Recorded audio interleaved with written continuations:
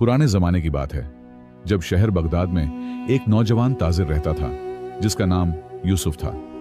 यूसुफ के पास दौलत थी, इज्जत थी, एक खूबसूरत घर था, लेकिन उसके दिल में सुकून नहीं था।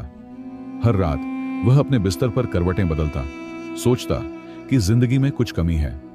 एक दिन यूसुफ बाजार में अपनी दुकान पर बैठा था जब एक बूढ़ा दरवेश उसके सामने आकर रुक गया। बेटे, तुम्हारे चेहरे पर परेशानी दिखाई देती है, क्या तुम अपनी दौलत के दरमियान भी सुकून से महरूम हो? दरवेश ने पूछा। यूसुफ हैरान रह गया कि यह बूढ़ा उसके दिल की बात कैसे जानता है। जी हुजूर, मेरे पास सब कुछ है, लेकिन सुकून नहीं है। मैं नहीं जानता कि क्यों मेरा दिल हमेशा बेचैन रहता है। यूसुफ ने आह भरी। दरवेश मुस्कुराया और कहा, सुकून बाहर नहीं, अंदर मिलता है। अगर तुम हकीकी सुकून चाहते हो तो तुम्हें सफर पर निकलना होगा। यूसुफ ने हैरानी से पूछा, कैसा सफर हुजूर? दरवेश ने जवाब दिया, मशरिक की तरफ चलो। पहाड़ों के पीछे एक दूर दराज गांव है, वहां एक बुजुर्ग आलिम रहते हैं जो तुम्हें सुकून का राज बताएंगे। लेकिन याद रखो, यह सफर आसान नहीं होगा। उस रात यूसुफ ने बहुत सोचा, क्या वह अपना कारोबार, घर, सब कुछ छोड़कर एक नामालूम सफर पर निकल सकता है? लेकिन फिर उसने सोचा कि सुकून के बिना उसकी दौलत का क्या फायदा। सुबह होते ही उसने फैसला कर लिया कि वह इस सफर पर जरूर जाएगा।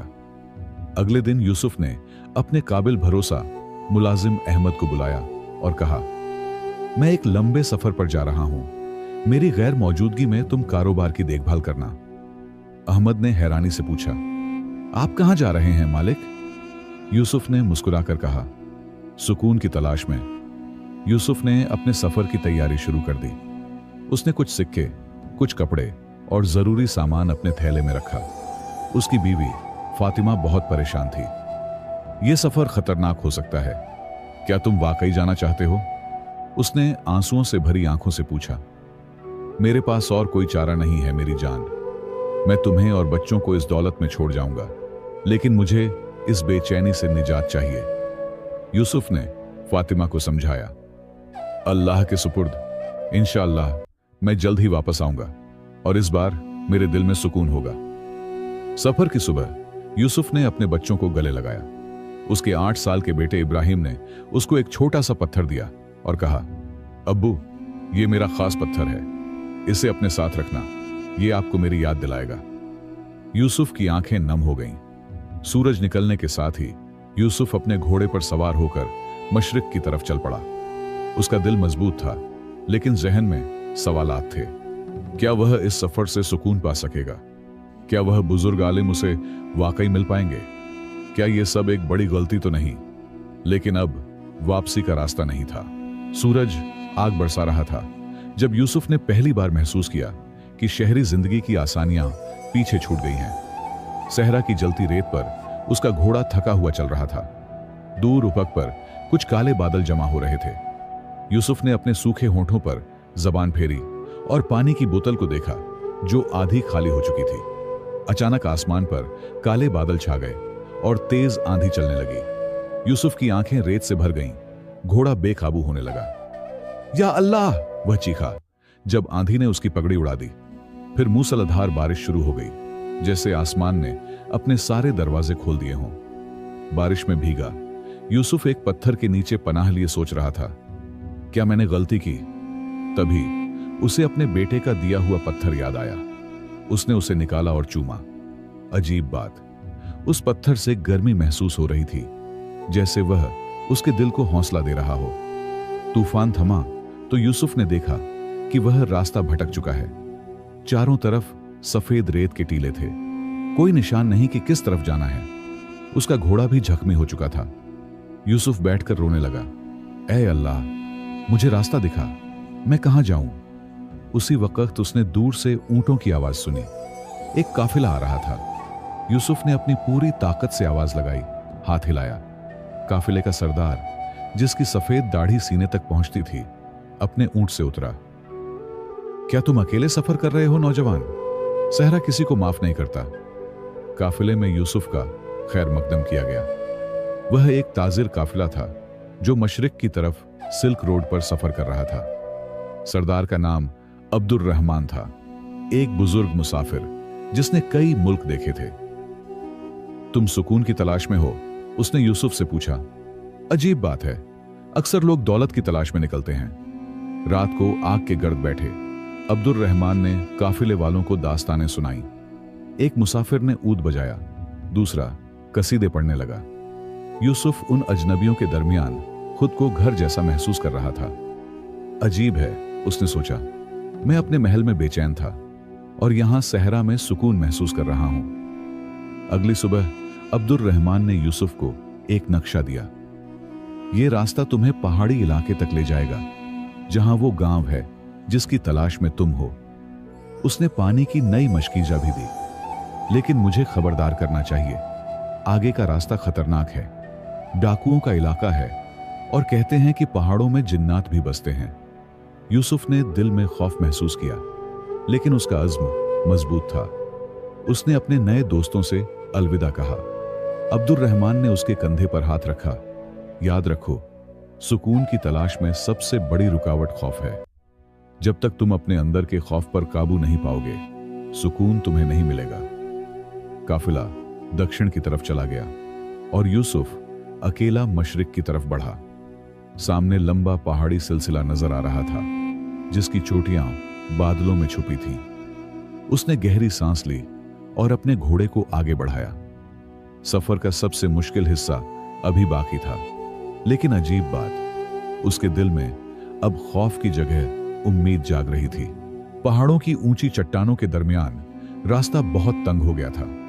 यूसुफ का घोड़ा मुश्किल से आगे बढ़ रहा था। ठंडी हवा उसके कानों में सरसराहट कर रही थी, जैसे कोई फुसफुसा रहा हो। शाम होने वाली थी और यूसुफ को रात गुजारने के लिए कोई महफूज जगह तलाश करनी थी। अचानक उसके घोड़े ने हिनहिनाते हुए पांव जमाए। सामने 3 आदमी तलवारें लहराते हुए रास्ता रोके खड़े थे। अपनी दौलत हमें दे दो ताजिर, उनमें से सबसे बड़े ने धमकी दी। यूसुफ के हाथ कांपने लगे, लेकिन उसने खुद को संभाला और सोचा, मैं सुकून की तलाश में हूं, खौफ के लिए जगह नहीं। मेरे पास बहुत कम है, लेकिन जो है तुम ले सकते हो, यूसुफ ने कहा, अपना थैला निकालते हुए। मैं सिर्फ एक मुसाफिर हूं जो सुकून की तलाश में है। डाकुओं ने एक दूसरे को देखा, फिर जोर से हंसे। सुकून? तुम सुकून तलाश करते हो जब हम रोटी के लिए तरसते हैं? अचानक डाकुओं का सरदार यूसुफ के करीब आया और उसकी आंखों में गहरी नजर डाली। तुम बगदाद के ताजिर हो, लेकिन तुम्हारी आंखों में सच्चाई है। उसने यूसुफ का थैला वापस किया। मैं भी कभी सुकून की तलाश में था, लेकिन गलत रास्ता चुन लिया। शायद तुम कामयाब हो। यूसुफ हैरत में था कि डाकुओं ने उसे जाने दिया। सरदार ने आखिरी लम्हे में कहा, अगला गांव 3 दिन की दूरी पर है, रास्ते में भेड़िए हैं, मुहतात रहना। यूसुफ ने शुक्रिया अदा किया और आगे बढ़ा। उसे महसूस हुआ कि सुकून का सफर सिर्फ बाहरी नहीं, अंदर का भी है। तीसरे दिन शदीद बारिश में भीगा हुआ यूसुफ एक घर में पनाह ली बैठा था।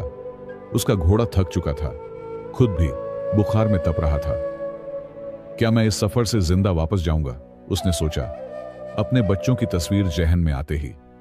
बाहर आंधी जोर पकड़ रही थी। रात गहरी हुई तो यूसुफ को घर के अंदर से अजीब आवाजें सुनाई दी, जैसे कोई सांस ले रहा हो। वह कांप उठा। अब्दुल रहमान की बात याद आई कि पहाड़ों में जिन्नात बसते हैं। उसने हिम्मत करके मशल जलाई और घर के अंदर देखा। एक बूढ़ा आदमी, सफेद लंबी दाढ़ी वाला, एक कोने में बैठा था। खौफ मत करो मुसाफिर, बूढ़े ने कहा, मैं भी तूफान से बचने के लिए यहां आया हूं। यूसुफ ने राहत की सांस ली। बूढ़े ने अपनी झोली से कुछ जड़ी बूटियां निकाली। ये पियो, तुम्हारा बुखार उतर जाएगा।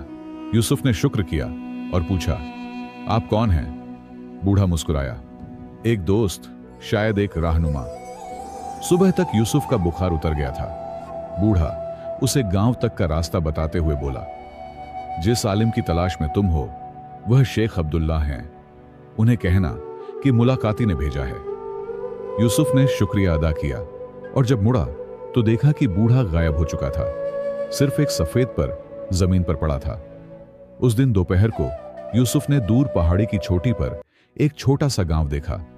उसका दिल जोर से धड़कने लगा। क्या यही वह गांव है जहां उसे सुकून मिलेगा? उसने अपने थके हुए घोड़े को आगे बढ़ाया। रास्ते में उसे वह बूढ़ा याद आया।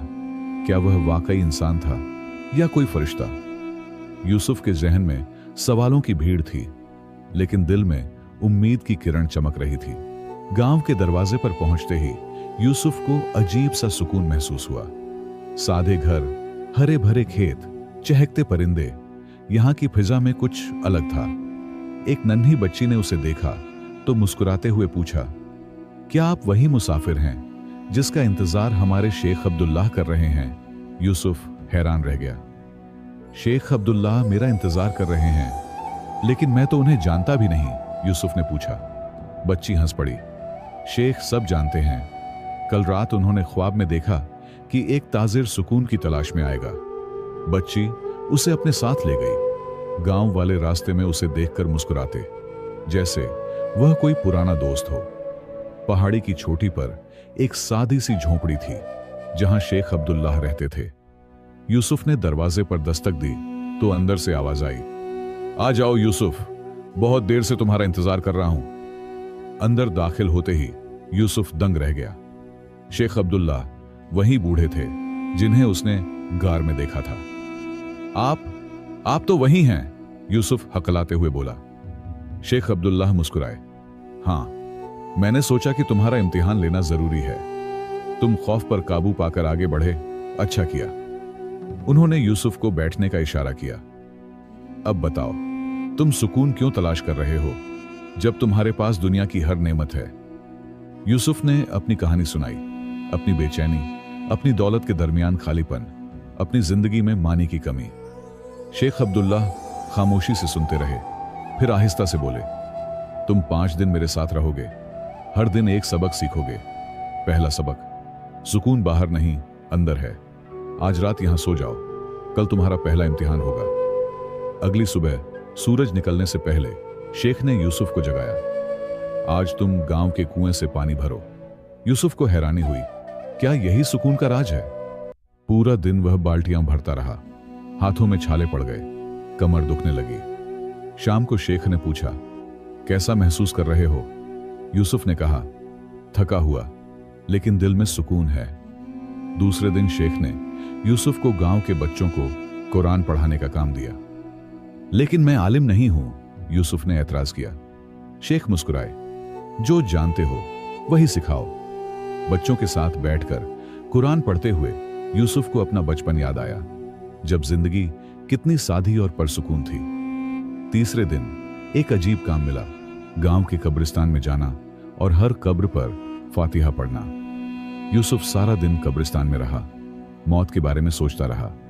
शाम को वापस आकर उसने शेख से कहा, आज मैंने समझा कि दुनिया फानी है। सुकून इस बात में है कि हम अपनी फानी जिंदगी को अच्छे कामों में गुजारें। चौथे दिन यूसुफ को एक मुश्किल काम दिया गया, पहाड़ की चोटी पर जाना और वहां से सिर्फ एक पत्थर लाना जो उसे सबसे खूबसूरत लगे। यूसुफ ने सैकड़ों पत्थर देखे, लेकिन आखिर में एक साधा सा सफेद पत्थर चुना। यह मेरे बेटे के पत्थर जैसा है, उसने शेख को बताया। शेख मुस्कुराए, मोहब्बत ही असल सुकून है। 5वें दिन शेख ने यूसुफ को एक अंधेरे कमरे में बैठने को कहा। पूरी रात बिना खाने पीने के, आंखें बंद करके अपने अंदर देखो। रात भर यूसुफ बैठा रहा, ख्यालात आते गए, जाते रहे। सुबह तक उसे लगा जैसे उसके अंदर एक रोशनी जाग रही है। जब वह कमरे से बाहर निकला तो उसकी आंखों में आंसू थे, लेकिन चेहरे पर मुस्कान थी। छठे दिन सुबह सवेरे शेख अब्दुल्लाह यूसुफ को पहाड़ की सबसे ऊंची चोटी पर ले गए। सूरज निकल रहा था, वादी सुनहरी रोशनी से नहा रही थी। यूसुफ, अब तुम सुकून के करीब हो, लेकिन आखिरी सबक अभी बाकी है। शेख की आंखों में एक अजीब चमक थी, जैसे वो किसी गहरे राज से पर्दा उठाने वाले हों। क्या आप मुझे बताएंगे कि सुकून क्या है? यूसुफ ने बेताबी से पूछा।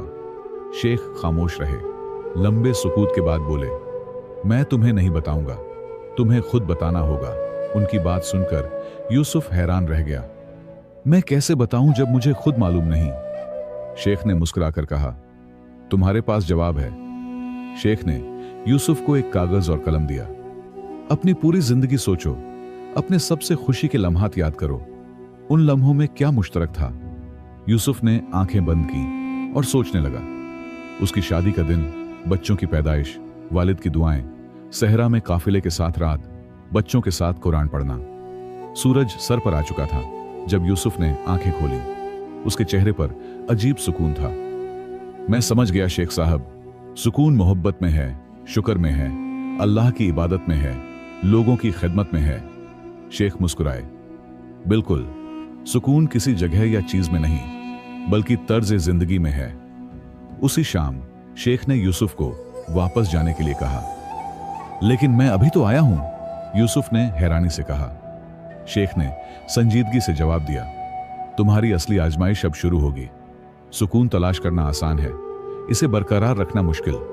जाओ, अपने घर वापस जाओ, वहीं तुम्हारा असली इम्तिहान है। अगली सुबह गांव वालों ने यूसुफ को अलविदा कहा, जैसे वो उनका कदीम दोस्त हो। शेख ने उसे एक छोटा सा बक्सा दिया। इसे तब खोलना जब तुम्हें सुकून का रास्ता भूल जाए। यूसुफ ने शेख के हाथ चूमे। मैं आपका एहसान कभी नहीं भूलूंगा। शेख ने कहा, एहसान मेरा नहीं, अल्लाह का है। वापसी का सफर अजीब तौर पर आसान लगा। रास्ते में वही डाकू मिले, लेकिन इस बार उन्होंने यूसुफ का रास्ता नहीं रोका, बल्कि साथ चलने लगे। हम तुम्हारे चेहरे पर सुकून देखना चाहते हैं, डाकुओं के सरदार ने कहा। यूसुफ ने उनके साथ खैमा लगाया और उन्हें शेख की बातें सुनाई। अजीब बात, रात को सरदार रोया, काश मैं भी सुकून पा सकता। बगदाद पहुंचने से पहले यूसुफ ने वही काफिला देखा जिसके साथ वो सहरा पार कर चुका था। अब्दुल रहमान ने उसे देखा तो हैरान रह गया। तुम बिल्कुल बदल गए हो, तुम्हारे चेहरे पर नूर है। यूसुफ मुस्कुराया। मैंने सुकून पा लिया है दोस्त। अब्दुल रहमान ने पूछा, क्या तुमने कोई खजाना पाया? यूसुफ ने जवाब दिया, हाँ, लेकिन सोने चांदी का नहीं। जब यूसुफ बगदाद पहुंचा तो उसे पता चला कि उसकी गैर मौजूदगी में उसका मुलाजिम अहमद कारोबार में खियानत कर चुका था। आधी दौलत जाया हो चुकी थी।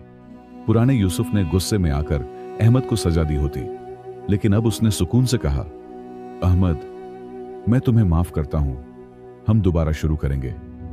घर पहुंचकर यूसुफ ने अपनी बीवी और बच्चों को गले लगाया, आंसू बहाते हुए। मैंने तुम्हें बहुत याद किया, फातिमा ने कहा। क्या तुम्हें सुकून मिल गया? यूसुफ ने अपने बेटे को गोद में उठाया और अपनी बीवी को देखा। हाँ, मैंने सुकून पा लिया, और वो यहीं था, मेरे घर में, मेरे परिवार में, मेरी जिंदगी में। मैं उसे देख नहीं पा रहा था। कई महीने गुजर गए। यूसुफ की जिंदगी बदल चुकी थी। वो अब रोजाना फज्र की नमाज के बाद गरीबों को खाना खिलाता, फिर अपनी दुकान पर जाता, जहां वो किसी से ज्यादा मुनाफा नहीं लेता। शाम को घर आकर बच्चों को कुरान पढ़ाता, फातिमा के साथ बाग में टहलता। लोग हैरान थे कि ये वही यूसुफ है जो कभी सिर्फ दौलत की फिक्र में रहता था। एक रात जबरदस्त तूफान आया। बगदाद की गलियां पानी से भर गईं, कई घर तबाह हो गए। यूसुफ ने अपना घर मुतासिरीन के लिए खोल दिया। लोग हैरान थे, तुम अपनी ऐशो आराम क्यों छोड़ रहे हो? यूसुफ ने मुस्कुराकर कहा, सुकून बांटने से बढ़ता है, घटता नहीं। उस रात यूसुफ के घर में 100 लोगों ने पनाह ली। तूफान के बाद यूसुफ ने मुतासिरीन की मदद के लिए एक बड़ा अतिया दिया। उसका मुलाजिम अहमद समझ नहीं पा रहा था। आपने मुझे माफ किया, अब अपनी दौलत बांट रहे हैं। क्यों? यूसुफ ने कहा, सुकून का राज है, जितना दोगे उतना मिलेगा। अहमद शर्मिंदा हो गया। मैं आपसे चोरी करता रहा, आप मुझे देते रहे। अचानक एक दिन यूसुफ का बेटा इब्राहिम सख्त बीमार हो गया। बुखार इतना तेज था कि वो हजियान में बड़बड़ाता रहता। तमाम हकीमों ने जवाब दे दिया, अब सिर्फ अल्लाह ही बचा सकता है। यूसुफ के सुकून की पहली हकीकी आजमाइश थी ये। उसका दिल चाहता था कि चीखे, रोए, लेकिन उसने शेख अब्दुल्लाह की तालीम याद की। मुसीबत में सुकून ही ईमान की निशानी है। उसी रात जब इब्राहिम की हालत बदतर थी, यूसुफ को शेख अब्दुल्लाह का दिया हुआ बाक्स याद आया। इसे तब खोलना जब तुम्हें सुकून का रास्ता भूल जाए। क्या यही वो वक्त था? उसने कांपते हाथों से बाक्स खोला। अंदर एक पत्ता था, पुराना पत्ता, और एक कागज जिस पर लिखा था, जब उम्मीद टूट जाए तब भी अल्लाह पर भरोसा रखना ही सुकून है। यूसुफ ने पत्ते को पहचाना। ये वही जड़ी बूटी थी जो शेख ने उसे गार में दी थी, जिसने उसका बुखार उतारा था। उसने फौरन पत्ते का कहवा बनाया और इब्राहिम को पिलाया। रात भर वो बेटे के सरहाने कुरान पढ़ता रहा। या अल्लाह, तेरी मर्जी पर राजी हूं, लेकिन अगर मेरे बेटे की जिंदगी में भलाई है तो उसे शिफा दे। उसकी आंखों में आंसू थे, लेकिन दिल में अजीब सुकून था। सुबह होते ही मौजिजा हुआ। इब्राहिम का बुखार उतर गया। वो आंखें खोलकर मुस्कुराया। अब्बू, मैंने ख्वाब में एक बूढ़े बाबा को देखा, बिल्कुल आपके शेख अब्दुल्लाह जैसे। यूसुफ का दिल धड़क उठा। इब्राहिम ने आगे कहा, उन्होंने कहा कि वो आपके वालिद के दोस्त थे और आपका इंतजार कर रहे थे। यूसुफ हक्का बक्का रह गया। उसने कभी शेख को अपने वालिद के बारे में नहीं बताया था। यूसुफ का दिमाग चकरा रहा था। उसने बॉक्स में दोबारा देखा और एक छुपा हुआ खाना पाया। उसमें एक पुरानी तस्वीर थी, उसके वालिद और शेख अब्दुल्लाह की। पीछे तारीख लिखी थी, यूसुफ की पैदाइश से भी पहले की। साथ एक पैगाम था, मेरे दोस्त, मैं तुम्हारे बेटे की परवरिश देखूंगा, जैसा कि तुमने मेरे बेटे शाहिद की थी। यूसुफ की आंखें फटी रह गईं। शाहिद तो डाकुओं का सरदार था। उसी रात यूसुफ ने एक अजीब ख्वाब देखा। ख्वाब में शेख अब्दुल्लाह और उसके वालिद साथ बैठे थे। शेख मुस्कुरा रहे थे। मैंने अपना वादा निभाया दोस्त, तुम्हारा बेटा सुकून का राज सीख गया। यूसुफ के वालिद ने कहा, और मेरा बेटा इब्राहिम भी। यूसुफ ने हैरानी से पूछा, आपका बेटा इब्राहिम? उसके वालिद मुस्कुराए। हाँ, तुम्हारा बेटा, मेरा पोता। मेरे वालिद का नाम इब्राहिम था, जिसे मैंने कभी नहीं देखा। यूसुफ चौंक कर उठा। उसने फौरन पुरानी कुरान उठाई जो उसके वालिद की थी। पहले सफ़े पर एक नाम लिखा था, इब्राहिम बिन याकूब, उसके दादा का नाम। अचानक सब कुछ जुड़ गया। उसका सफर, शेख अब्दुल्लाह, डाकुओं का सरदार, सब एक दायरे में जुड़ गए थे। यूसुफ ने उस दिन फैसला किया कि वो हर साल पहाड़ी गांव जाएगा और अपने बेटे इब्राहिम को भी ले जाएगा। सुकून की तलाश कभी खत्म नहीं होती। ये एक दायरा है जो नस्ल दर नस्ल चलता रहता है, जिसमें हर शख्स दूसरे की मदद करता है, सुकून पाने और देने के लिए।